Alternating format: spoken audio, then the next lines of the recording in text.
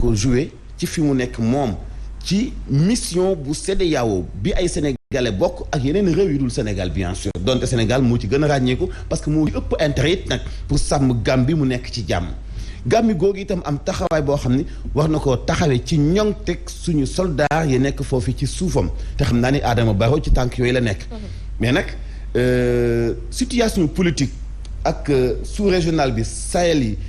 boo seetee rebelles yi ak intérêt yi ni ñuy wuutee wala ñuy wax ay jihadistes toujours dafay am ay mbetteel tey bu li am Burkina Faso ñëpp a ngi wax coup d'état et pourtant diggante janvier 2021 ba décembre 2022 ñaata civil la ñu rey bu ñaaw rendi leen te ñu ne ay islamistes ak ay jihadistes ñoo ko def yu kenn xamul ay jihadistes fantôme yu kenn jàppul yu kenn gisul yu ñu xamul fu seen base rek te méttiwul woon ana CEDEAO booba ana ñuy jàmbat tey di def ay reproches ci ay conflits alors que ay junni nit la ñu rey bu ñaaw ñu tuumal ko ay islamistes foofee ci Burkina Faso benn coup d'état am CEDEAO yeewu mais ana junni bakkan yooyu ñu rendi woon politique bi moo setul te dañu foog nit ñi dañu nelaw te ñoom nit ñuy évoluer ndax xam-xam bi ñu am ak calcul politique noonu la ko nit ñi di calculer di laaj ñi jàng ci wàll boobu ak ñi dëkk ci côté boobu mën a détecter li ciy nax ak li ci dul nax intérêt yi du benn muy paasan loolu yëpp luy xaar président Macky Sall bu nekkee ci bopp Union africaine ci benn at kese ndax paasan am nga njort ni fii ki mu wuutu lajjee moom mën na faa génne ay pexe bon xam nga échec gu président Macky Sall ou sa réussite mu ngi dépendre d'abord ci en lui-même sa personnalité ak la muy doxal ci biir dëkkam tey jii nii boo waree dem lijjanti ay jafe-jafe te sa dëkk am ay jafe-jafe daanaka ñi ngi koy séqal mën nañu am xel ñaar tey ci say affaire je ne dis pas que tey Sénégal toll na foo xam ni fu raw dëkk yooyu fi ñuy war a toll mais lii nga xam ni moo tege te population yi di ko waxtaane nun nag bu na wax dañuy tënku ci li population yi di wax pas ci li ñu information yi di jox xam nga tey par exemple bi coup d'état bi amee Guinée-Bissau déglu leen bu baax les informateurs France 24 et RFI xoolal ce sont les deux chaînes de télévision ou rares chaînes de médias français yoo xam ni les Français eux-mêmes ne les regardent pas et pourquoi ñun nom de Dieu ñun africains ñun ñu leen di bàyyi xel di sukkandiku ci ñoom di leen xam nga qu'est-ce qu'ils ont dit ils n'ont pas dit coup d'état am na foofu dañ ne tentative de coup d'état bu leen arrangé dañ naan tentative la bu leen arrangé wu ñu dëggal coup d'état ba est-ce que dégg nga bu baax donc foog ñun tey fi ñu toll lu concerné président Macky Sall concerné population sénégalaise yi ñu am gis-gis bu profond buy dépassé li tegu suñu kanam président Macky Sall li tegu suñu kanam lañ ñu wax mooy ban rôle la war a jouer ji lan la war a defi fan la jëm mais président Macky Sall lan lay dox dafa am lu moo dox ci kaw lu ñu yëg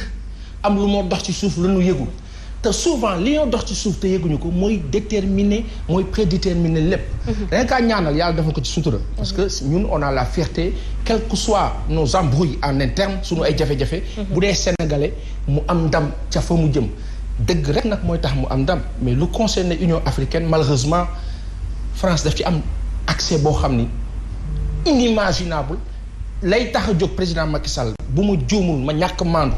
malheureusement gëw ma ni dina ci am résultat parce que da koy def selon des enjeux et des calculs d'intérêt géostratégique de quelqu'un qui est là qui semble-t-il lui donnerait des ordres te kooku moo nekk ci ginnaawam di orchestrer loolu la population africaine yi bañ moo tax président bi il faut mu prudent il va devoir faire un choix soit c'est l'Afrique ou ce sont ses amis il faut mu tànn Paasan ñu àddu nag jëmale ko ci leneen ay liggéeykatu Ola énergie ni ki tey ci suba amaloon nañu ab toogaayu ñaxtu ca buntuy dépôt bu société bile la ñuy ñaawlu nag mooy dafa am kenn ki ñoom ku ñu dàq ci anam boo xamante ne ñoom nee nañu dëppoowul ak yoon mu di Moustapha Kébé loolee tax secrétaire général bu CNTS FC di Cheikh Diop mi àndoon ca boobulee ndaje di sàkku ci direction générale ba ñu fexe sekkub waxtaan ak liggéeykat yooyu le bu ko defee jàmm dellu si waat fa ñu ondu ci ak Tidiane Diallo. ginnaaw bu ñu licencié ñenn ci ñoom liggéeykat yi nekk ci Ola énergie ñu ngi dénoncé doxalinu seen direction générale. Moustapha cadre bu ndaw la bu fi nekk xale bu ndaw bu yore département ñu xëy tey di ko dox ay demande d'explication répétitive chaque fois à la limite loo xam ne sax kenn comprendre lan la xëy dàq ko bu ko dàq ci loo xam tegul ci yoon ñun ñu ubbi parce que ñun syndicat dialogue mooy suñu créeru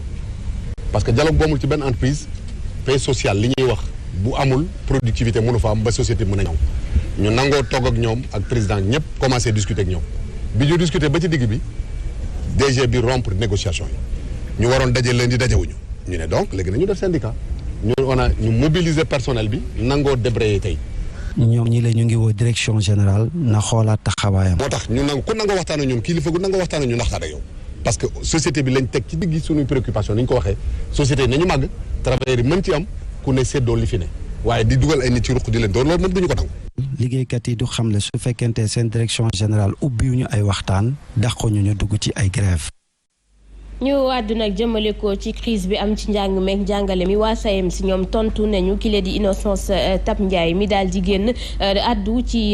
grève bu jàngalekat yi bu ñu sukkandikoo ci seen secrétaire général ki lee di njiitu au conseil du dialogue social moom la mu wax ñeel régime indemnitaire beeg corps du administration scolaire yi la mu ca wax ak li am daanaka dafa ute lool bu ñu sukkandikoo ci Sowru Sène ñaari poñ yooyu yëpp dafa bokk ci li ñu xaatim ci protocole d'accord bi ci seen diggante ak groupe Sénégal ñu ond ci ak Abdoulaziz Sow Dabax.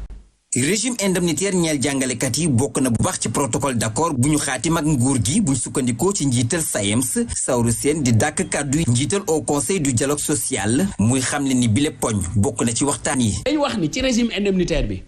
gouvernement au Sénégal à partir du mois de juin dina woo organisation syndicale yi parce que dafa am liggéey bu mu santoon cabinet MGP Afrique partager liggéey boobu quand même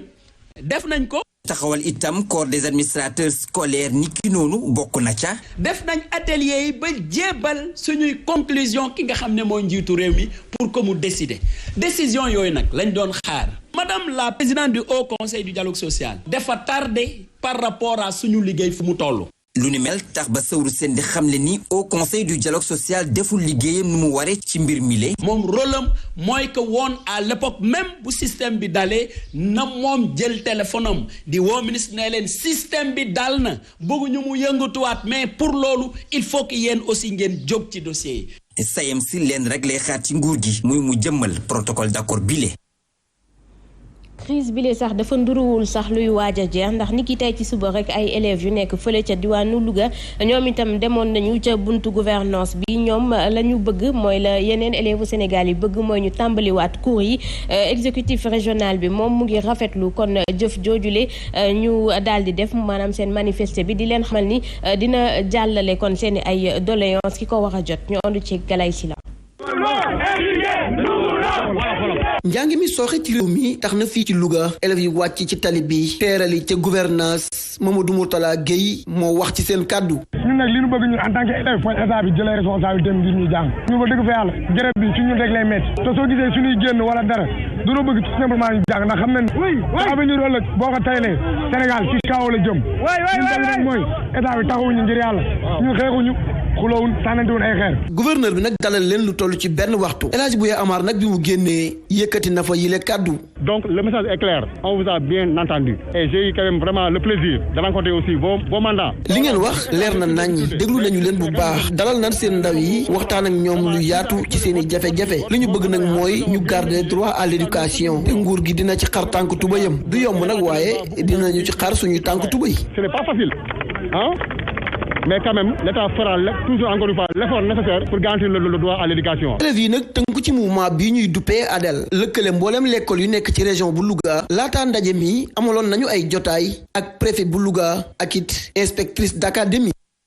dégg nañu Mansour Sowru Sène li mu wax ci kàddu yi Innocence Ntap Ndiaye yëkkati woon waaye tey fi ñu toll ndax négociation bi soxla na ay lii moo am ak itam ay weddeek ñoom seen.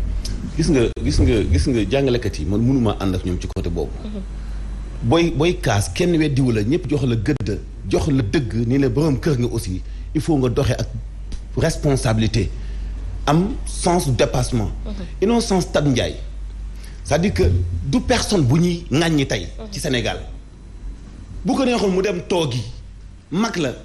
Sénégal dafa am lu ñu xamoon ci wàllu ngor ak jomb ak rus ak jox cër. kii politiqueul féetiwul parti dañuy taxawal benn kuréel buy dox wàllu dialogue bu fekkee wax na loo xam ne sax xëy na comprendre ko demal nga jige ko nga informer ko am na ouverture mag la jigéen la mais ne serait-ce que nga yow da ngay éduquer nga dem jige ko waxtaan ak moom ni ko lii ak lii bokkoon na ci d'accord régime indemnitaire bokkoon na ci mais pour kii ci jàngalekat yi pour kan